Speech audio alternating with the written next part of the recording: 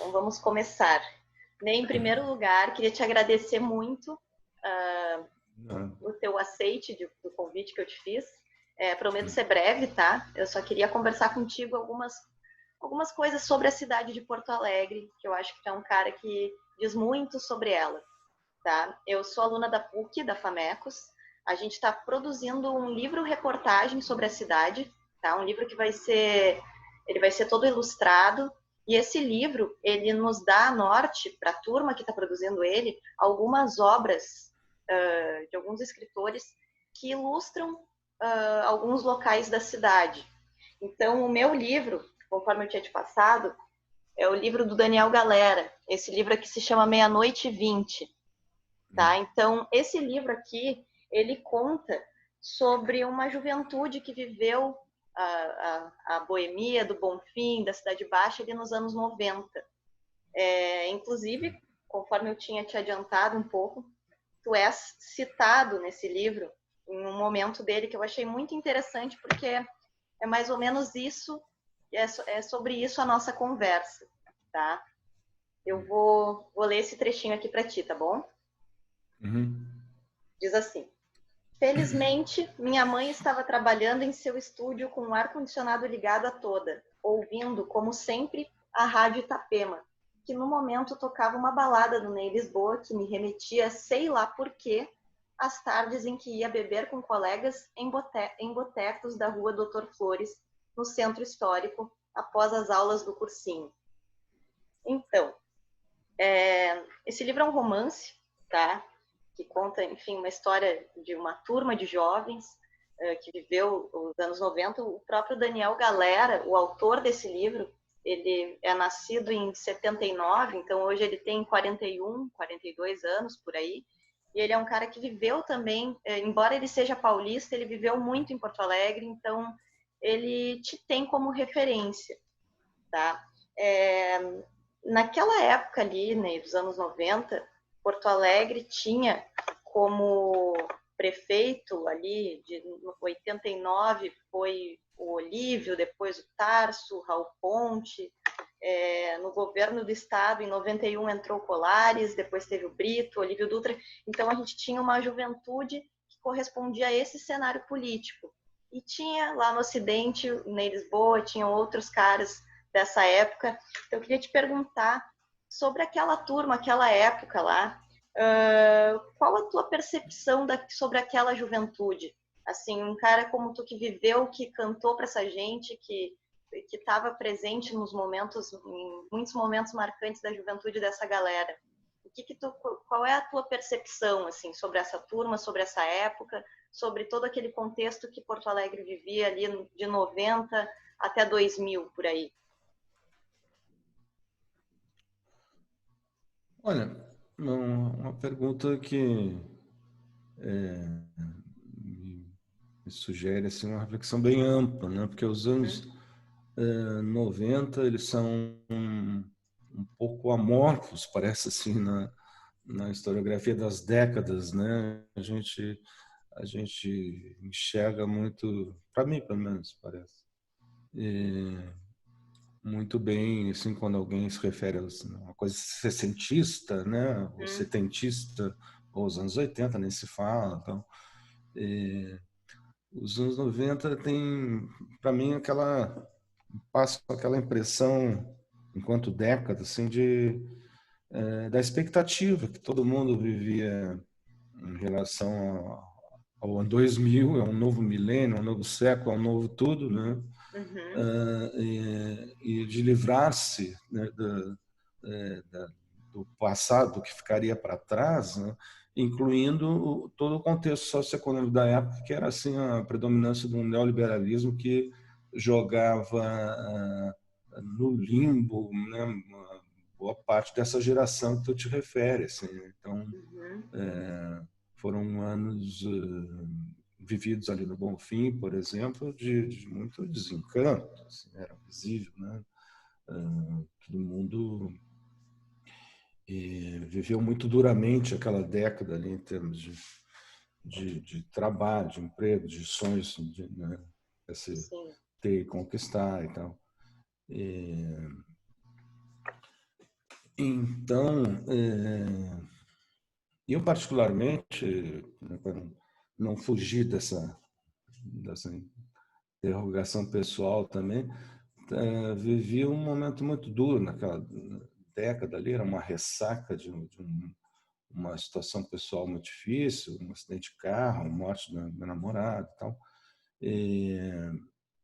Então, para mim, foram anos de uma mescla daquela vivência bonfiniana ali e de psicanálise. Assim, foi uma década de muito divã para mim. E, e hoje eu olho, estou com bastante tristeza para lá também, porque era da turma toda que eu posso chamar que era minha turma ali da lancheria do parque e tal, etc. Sobramos poucos, muita gente morreu jovem ainda, né?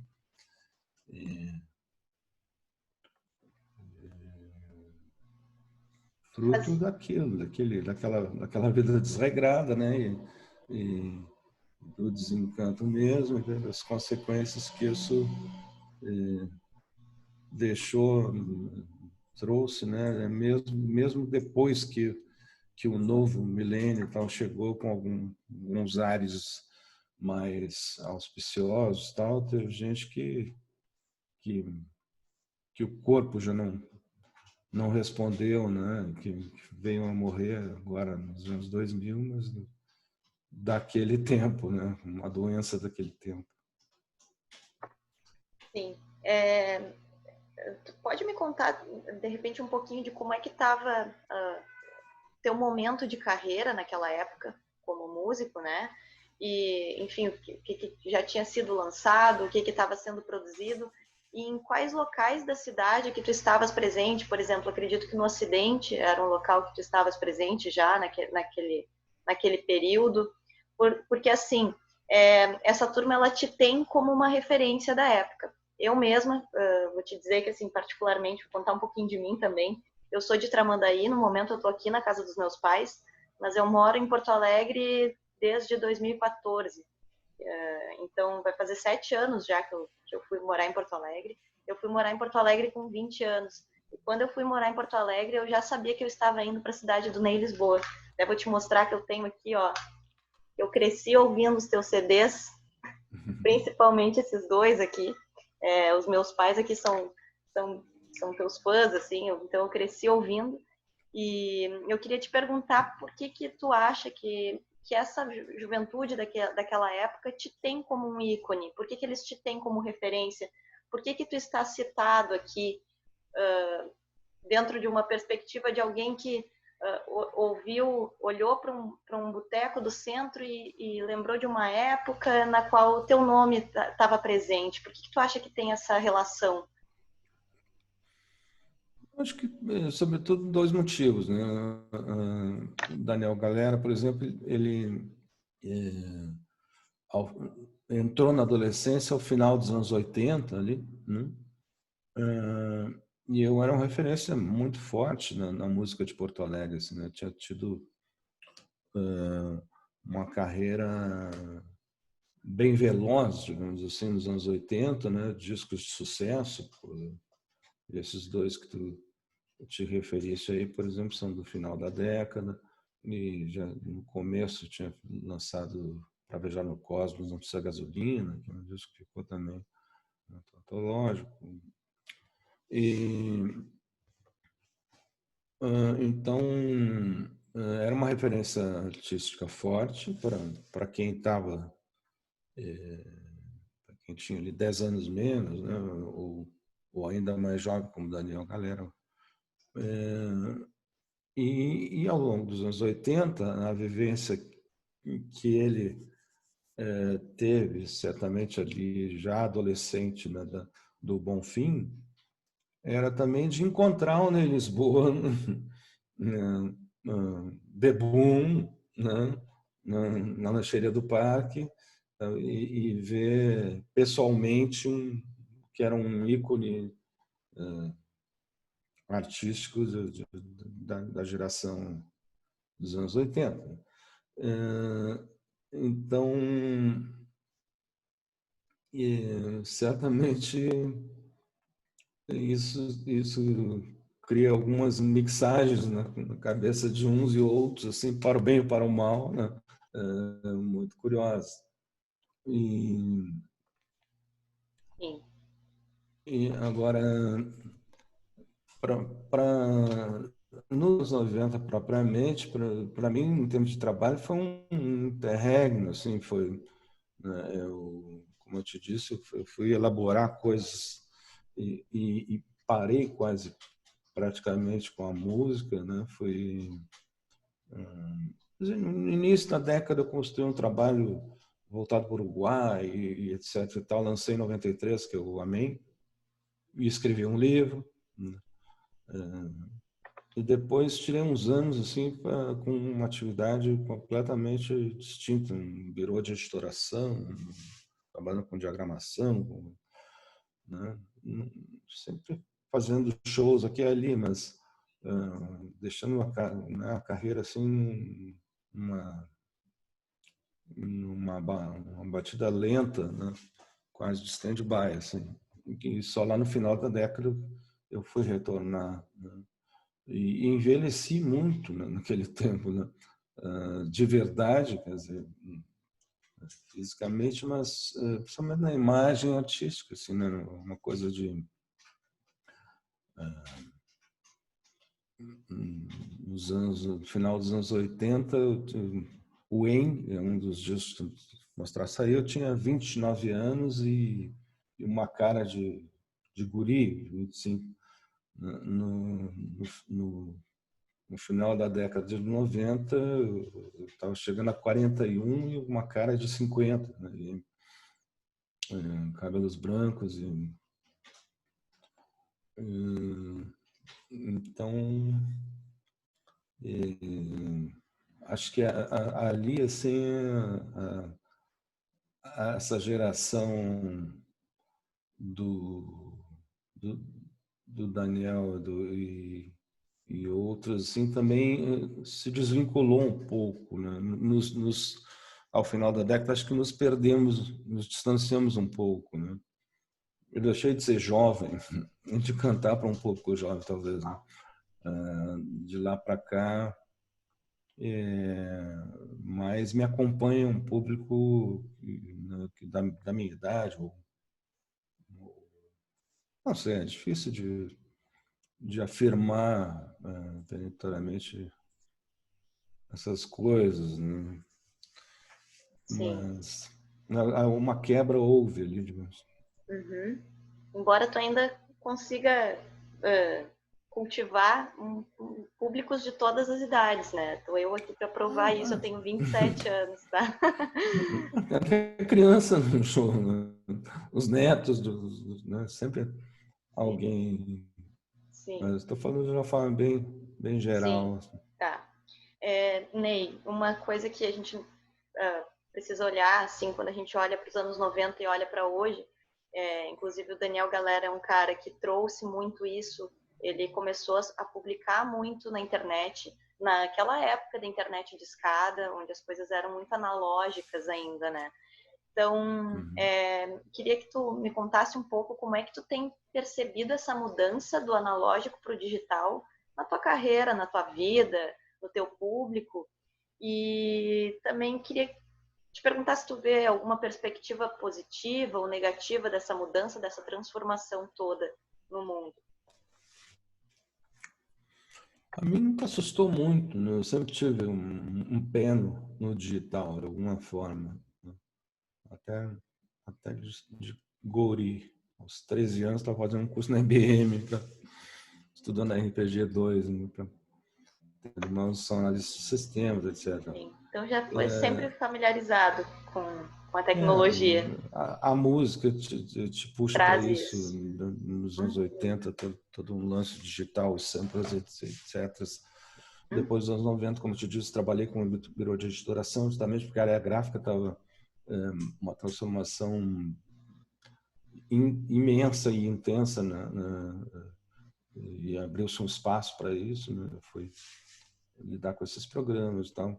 Assim que a internet surgiu, o primeiro provedor de internet que eu já tinha um e-mail e tal.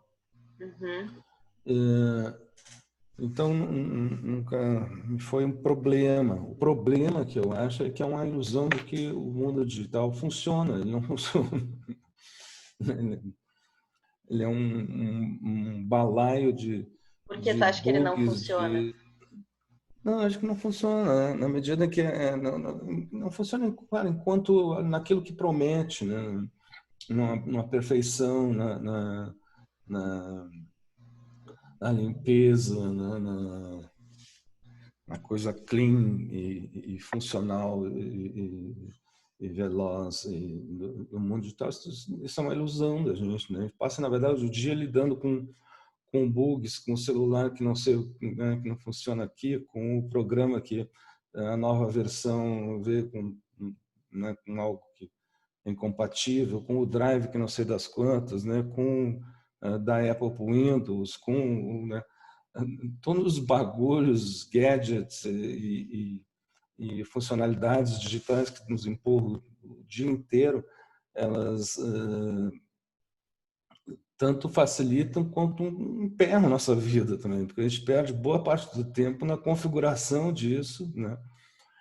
E, claro, estamos, pode-se dizer, tudo bem, estamos ainda numa perspectiva, big picture, na perspectiva secular, assim, estamos numa transição ainda, né, digital que cada vez funciona melhor, que etc. E tal.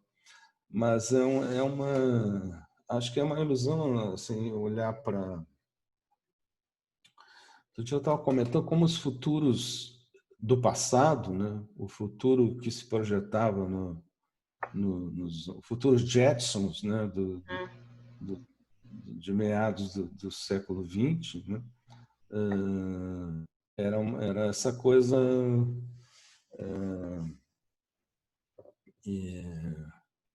em que os robôs, né, tudo funcionava muito legal, e os robôs lá pelas tantas tomavam vida. Tem uma Sim. série o imaginário daquela época, né, produziu uma Carro série de voando? filmes é? Carro voando? Sim, Imaginar, é que nos anos 2000 ia ter carro 2000, voando?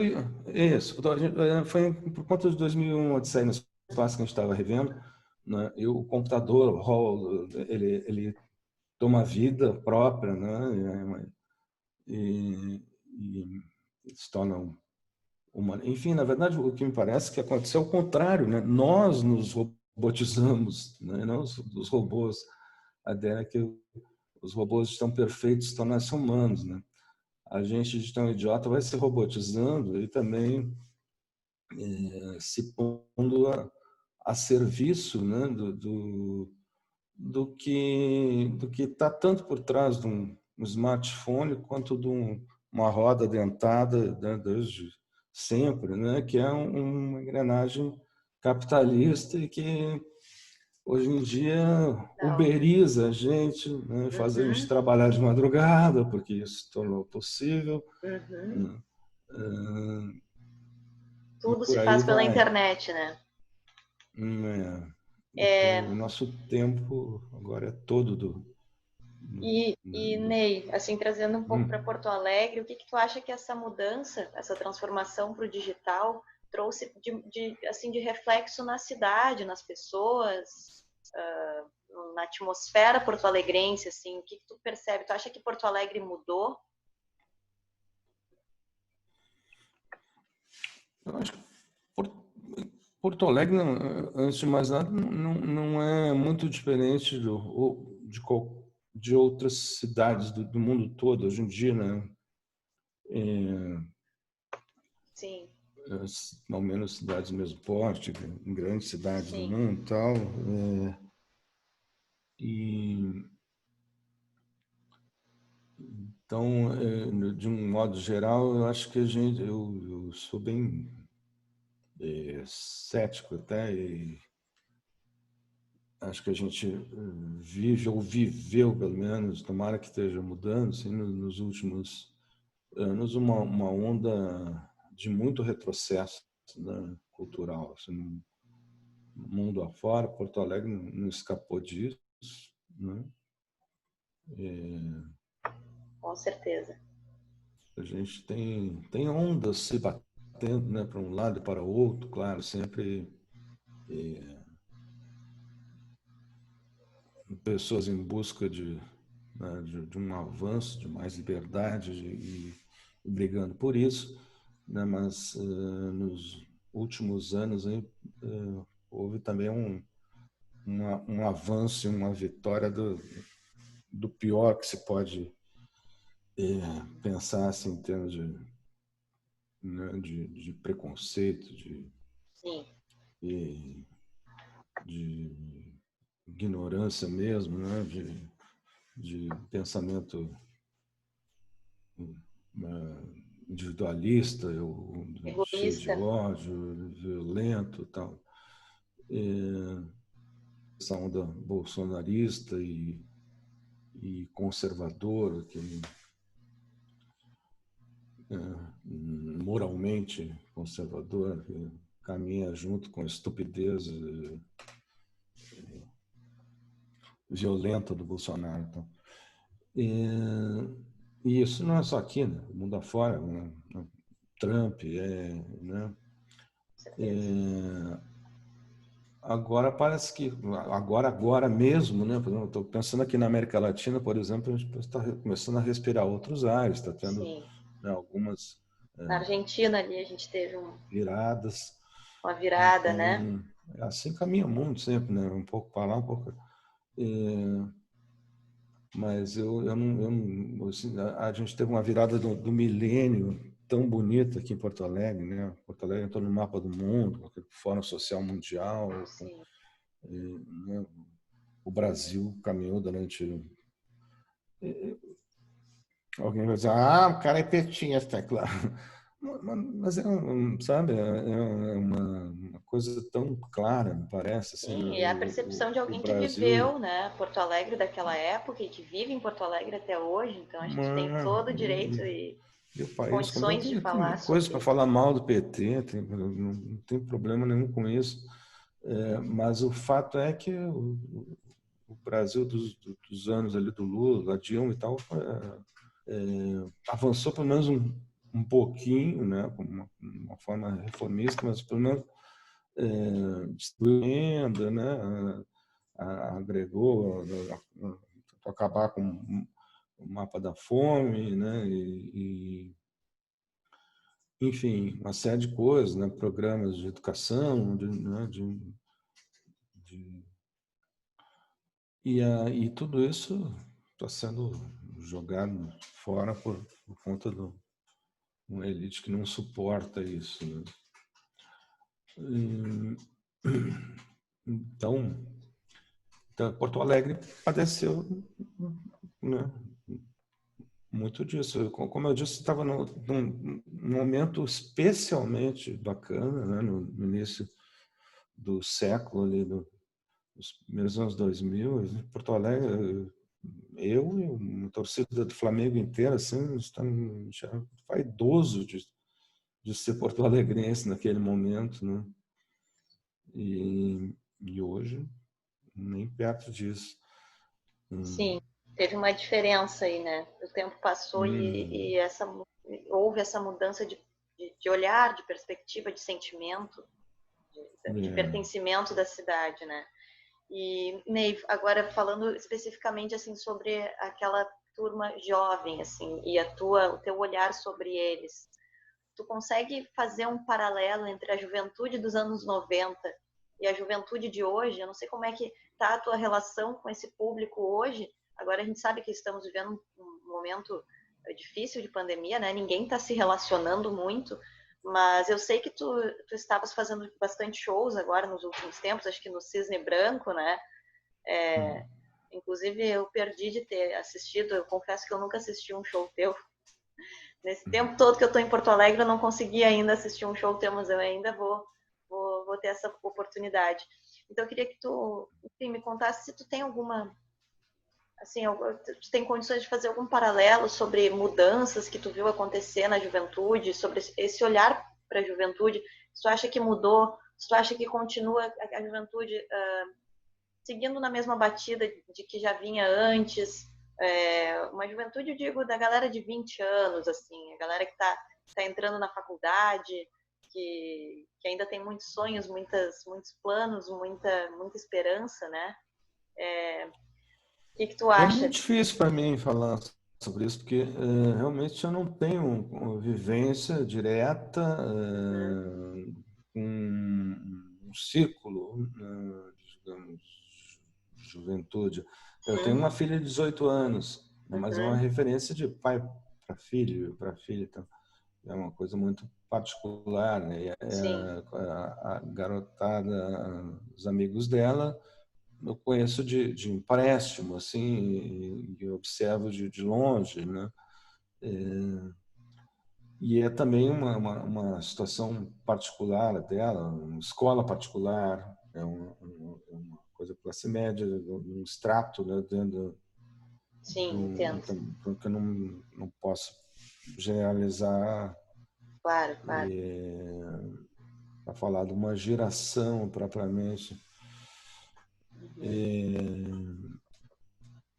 Tudo bem. Sim, a partir dessa percepção, desse ponto de observação meu aí totalmente falho e muito curto, né, muito estreito, me parece que é uma geração mais que se cuida mais do que a primeira coisa que me vem, do que já que tu está te referindo aos anos 90, né, justamente, e os anos 90 para mim são uma referência muito boêmia, assim, e Quem mais da galera da música que estava contigo nessa época dos anos 90 ali, aí em Porto Alegre? olha, muita gente. Na lancheria do parque é um ponto de referência para muitos músicos, né? Sim. Todo mundo passava por ali quase, né? A minha turma, na verdade, quando eu me refiro à minha turma da lancheria e tal, não era de músicos, né? Nessa época eu andava mais com o pessoal da PUC, ou saído da PUC, né? Uhum. Que era um jornalista e outros da área de humanas, então, o Ricardo Carli, que se foi, o Bruninho, o Juremir Machado, era uma turma que o Juremir Claro, meu professor. o Juremir era o membro fundador e maior referência ali, talvez, né? Com a diferença de que o Juremir já nem bebia, eu acho, e nós os outros todos enchíamos a cara, né? E eu me agreguei a esse grupo e passei a sair muito com eles por conta desse trabalho de editoração do livro de literatura. Houve um momento em que eu trabalhei na Secretaria Municipal da Cultura, dentro da coordenação do livro, rapidamente, depois saí abri uma firma minha, mas por essa via fiquei conhecendo o Ricardo Carli e tal, Quem era o e prefeito todos nessa época? frequentávamos a lancheria, então... Hã? Quando tu trabalhou ali na Secretaria de Cultura, quem era o prefeito na época? Era na Na Secretaria de época, Cultura do município? sim, era o Tarso, Era o e Tarso. o secretário, e o coordenador, o secretário de Cultura, quem era? O secretário de Cultura, já não me lembro. Era o Margarete Moraes. E Legal. o coordenador de literatura era o Luiz Augusto Fischer. Ah, sim. Mas foi uma passagem muito rápida, mas eu só citei porque foi a partir dali que eu ingressei, digamos assim, nesse dentro, tornei amigo desse povo todo O que tu e a fazia partir ali? dali ficamos anos tomando cerveja na lancheria juntos. Né? Sim.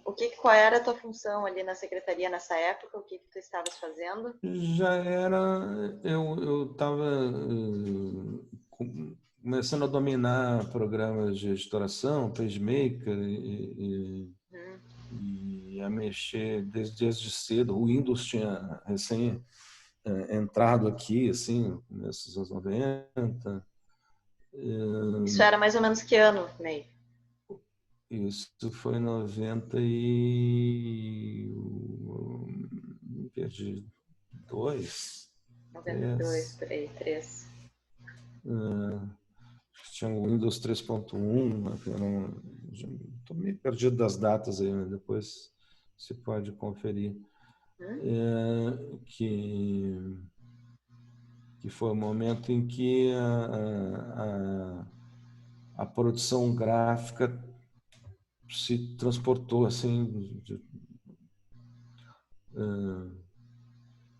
né, o digital entrou assim arrombando a porta, né, da produção gráfica, da composição gráfica, que antes, né, tinha que ter uma fotocompositora, então de uma hora para outra tudo se tornou muito fácil, então, e eu saltei dentro,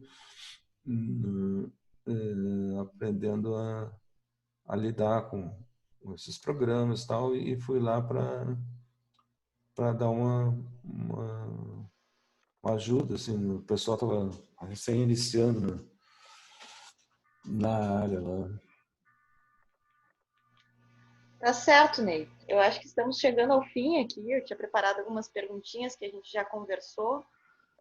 Eu queria te perguntar se tu tens alguma mensagem para falar para a galera agora, galera jovem que tá aí, que ainda tem toda uma chama de esperança dentro de si, assim, sobre o mundo, de perspectiva de tudo, de vida, de tudo, de amor, de relacionamentos, de família, de, de política, de tudo, assim. Tu tens alguma coisa para dizer de música, de arte também, né? De falar um pouco de arte, porque como mesmo tu disse há pouco que a gente vem numa decrescente nos últimos tempos, então tu é um cara que ainda vê esperança. Como é que tá isso?